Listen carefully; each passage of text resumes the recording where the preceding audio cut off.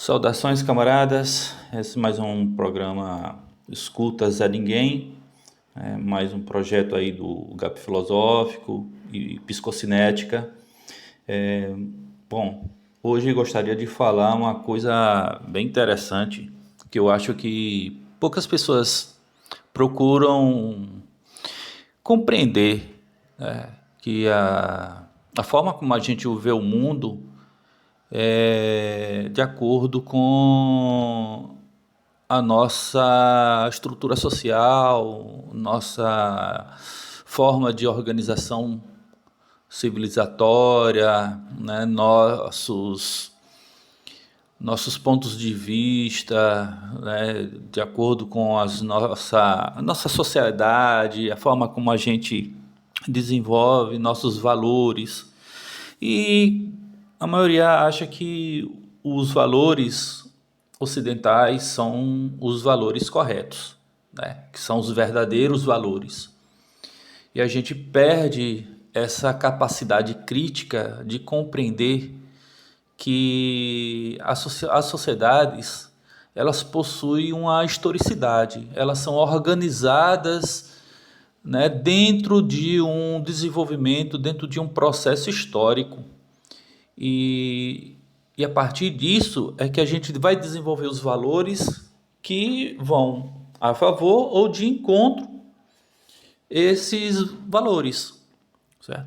Então, primeiro eu queria aqui falar um pouco sobre a filosofia que está por trás da sociedade chinesa, né? É uma sociedade milenar, não é uma sociedade de 500 anos, 600 anos, é uma sociedade de quase 5.000 anos, uma sociedade extremamente enraizada em valores filosóficos orientais que foram se desenvolvendo com o passar dos milênios, dos séculos. Certo? Eu ouvi semana passada uma coisa muito, uma frase muito racista, muito preconceituosa, né? De um ministro americano dizer que os Estados Unidos, os chineses são um bando de camponeses, né? É uma forma bem racista, preconceituosa, né? Típica de pessoas que acreditam que o Oriente é um espaço geográfico de indivíduos atrasados, bárbaros, né? Vou falar um pouco da filosofia que está por trás dessa milenar cultura. Não sou um estudioso profundo, né? Isso fique bem claro, mas sei algumas coisas, tá? A cultura chinesa que norteia toda a sua vida, inclusive a sua economia política, perpassa pela influência de duas correntes de pensamento, na verdade, duas não, três correntes de pensamento. Você tem o confucionismo, o legalismo e o taoísmo. O presidente dos Estados Unidos acha que o mundo é um programa de televisão, né? Ele pensa que a cadeia de presidência é algo parecido com um show business, onde ele encena, né? E gosta de refletores, né? Gosta de mostrar poder. Ao dizer que os chineses são um bando de camponeses, isso indica, na verdade, sua sinofobia, seu preconceito contra todos que não são norte-americanos e europeus, certo?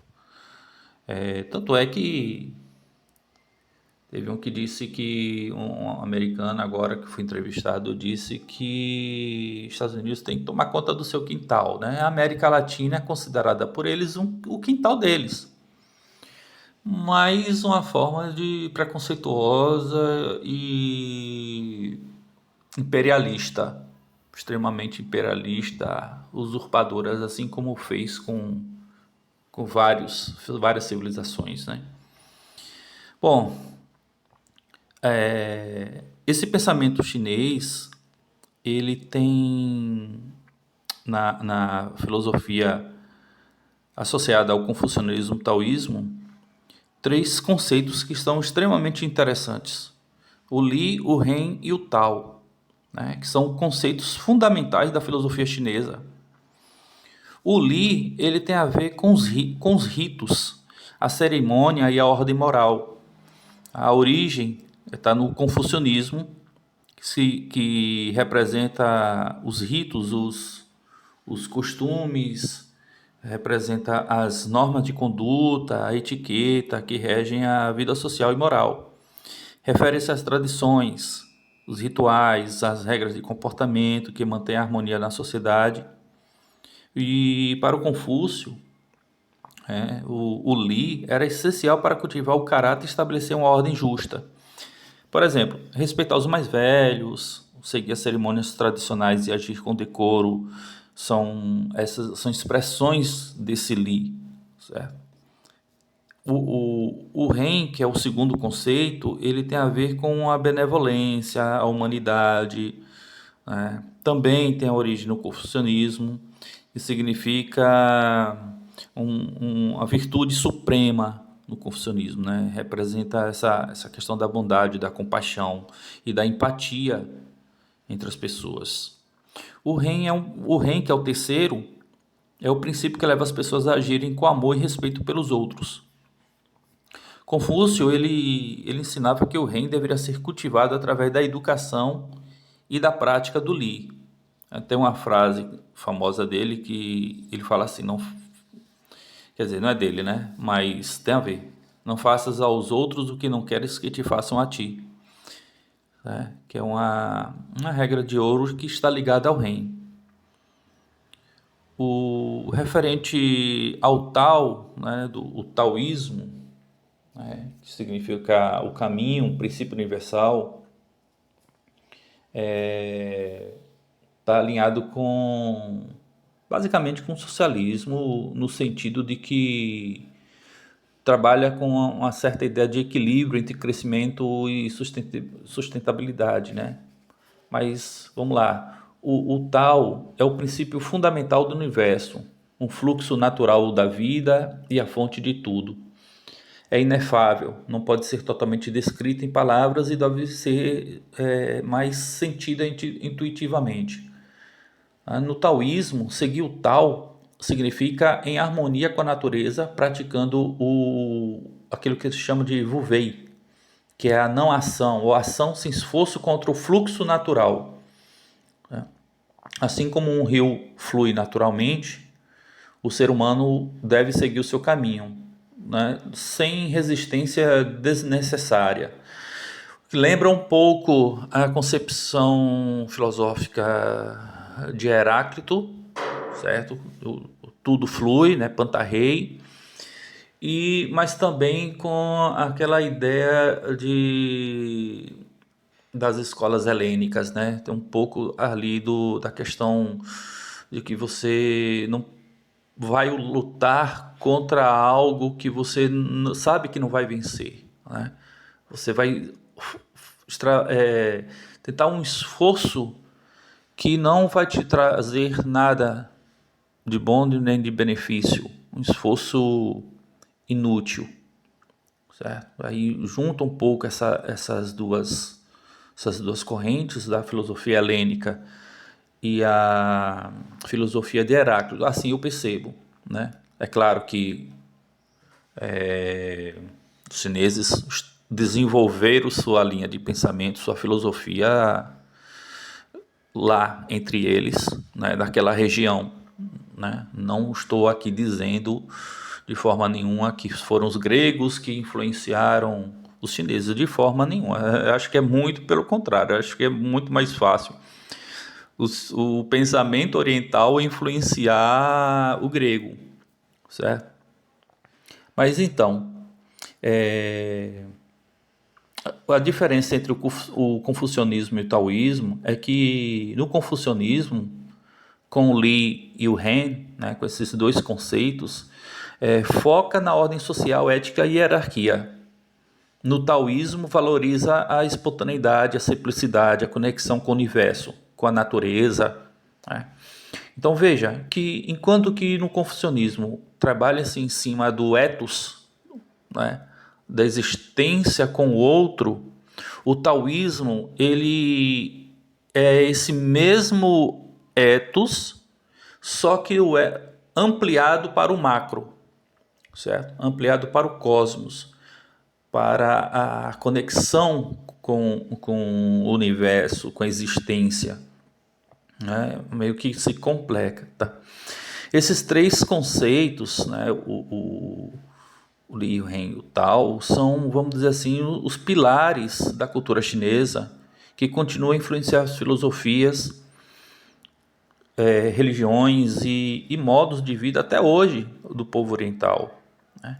O confucionismo ele não fica só restrito, até porque essas filosofias são milenares, então elas foram se expandindo para além das fronteiras da China, chegando em Camboja, Tailândia, Vietnã, influenciando a cultura japonesa também, né? Então, na China, e na China é interessante que na China contemporânea, os conceitos tradicionais de Li, Ren e Tao são reinterpretados e integrados a uma visão socialista, a uma visão de Estado, aliando-se com os valores do PCC, do Partido Comunista Chinês, e a construção de uma civilização socialista harmoniosa, onde cada um desses termos assume um papel específico na vida social e na governança do país. O Li, que é a ordem, o ritual, a civilização, né, ela se integra com a questão do hábito, do comportamento, das leis, da ordem, certo? O Li ele está extremamente associado a uma civilização espiritual que tenta promover a disciplina social respeito às leis. Há uma harmonia coletiva entre os indivíduos, há o ethos entre os indivíduos, respeito às regras públicas, como as filas são ordenadas, né, não cuspir nas ruas, as cerimônias estatais, como a celebração do Dia Nacional, que reforça a unidade nacional, o REM, que é o conceito da benevolência e justiça social, ela recebe uma reinterpretação socialista também, assim como o Li. O REM, então, ele é vinculado à proteção social, à equidade, refletindo políticas como a erradicação da pobreza, como meta alcançada em 2020, segundo o governo chinês, sistema de saúde público acessível e programas de assistência aos vulneráveis, né? Há uma enfática vontade de prosperidade comum, né? De uma prosperidade coletiva, onde todos trabalham em cima de um objetivo, de uma finalidade última, né?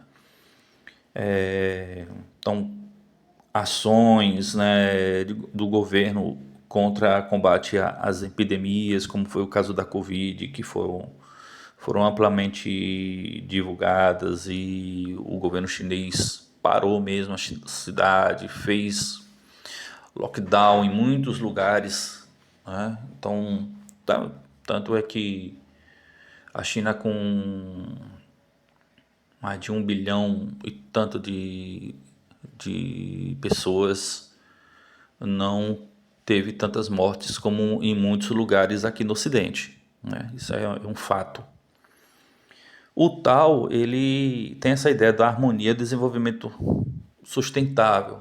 Ele está, quando ele se alia à ideia do Estado socialista, o Tao, ele acaba se associando a um equilíbrio entre crescimento econômico e sustentabilidade, né? Então, essa ligação entre o indivíduo e o cosmos, entre o indivíduo e a natureza, faz com que o Estado pense as políticas de combate à poluição, combate às mudanças climáticas, né, para que haja uma harmonia entre o progresso, né, a civilização, sem prejudicar a natureza. Então, está uma política